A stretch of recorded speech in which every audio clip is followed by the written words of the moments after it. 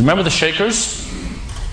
Gift to be simple, beautiful furniture, and of course they're basically extinct now. And one of the reasons is that among the creed of Shakerdom is that one should be celibate, not just the priests, everybody. Well, not so surprising that they've gone extinct. But in fact, that's not why they went extinct.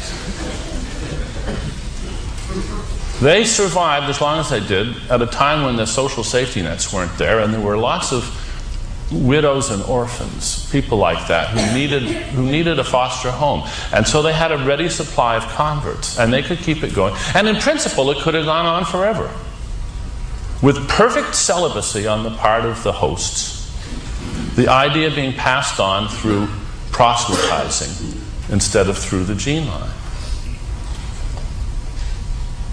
So the ideas can live on in spite of the fact that they're not being passed on genetically. A meme can flourish in spite of having a negative impact on genetic fitness. After all, the meme for Shakerdom was essentially a sterilizing parasite. There are other parasites which do this, which render the hosts sterile. It's part of their plan. They don't have to have minds to have a plan. I'm just going to draw your attention to just one of the many implications of the mimetic perspective, which I recommend. Not time to go into more of it. In Jared Diamond's wonderful book, Guns, Germs, and Steel, he talks about how it was germs more than guns and steel that conquered the new hemisphere, the Western hemisphere, that conquered the rest of the world. When European explorers and travelers spread out, they brought with them the germs that they had become essentially immune to, that they had learned how to tolerate over hundreds and hundreds of years, thousands of years of living with domesticated animals, who were the sources of those pathogens. And they just wiped out, these pathogens just wiped out the native people who had no immunity to them at all. And we're doing it again. We're doing it this time with toxic ideas. Yesterday, a number of people, Nicholas Negroponte and others, spoke about all the wonderful things that are happening when our ideas get spread out thanks to all the new technology all over the world. And I agree, it is largely wonderful. Largely wonderful. But among all those ideas that inevitably flow out into the whole world thanks to our technology are a lot of toxic ideas. Now, this has been realized for some time. Here, Syed Qutb is one of the founding fathers of fanatical Islam, one of the ideologues that inspired Osama bin Laden. One has only to glance at its press, films, fashion shows, beauty contests, ballrooms, wine bars, and broadcasting stations. Memes.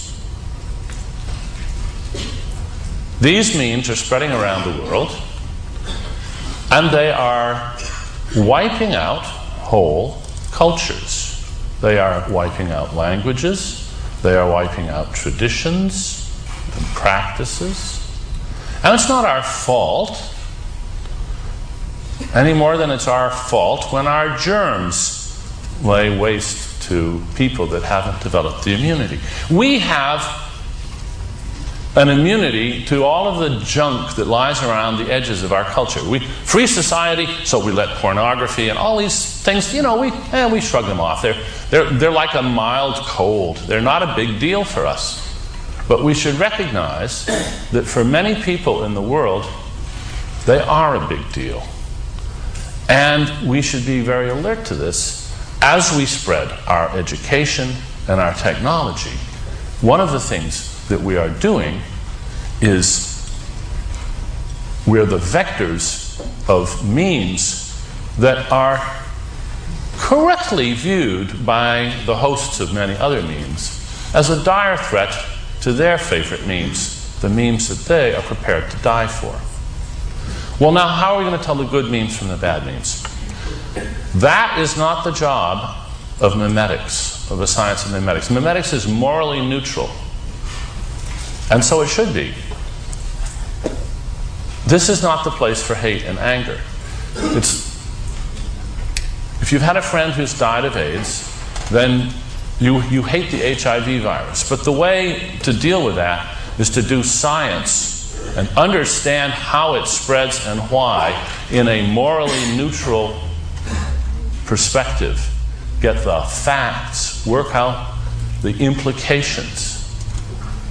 There's plenty of room for moral passion once we've got the facts and can figure out the best thing to do. And as with germs, the trick is not to try to annihilate them. You will never annihilate the germs. What you can do, however, is foster public health measures and the like that will encourage the evolution of avirulence, that will encourage the spread of relatively benign mutations of the most toxic varieties. That's all the time I have. So thank you very much for your attention.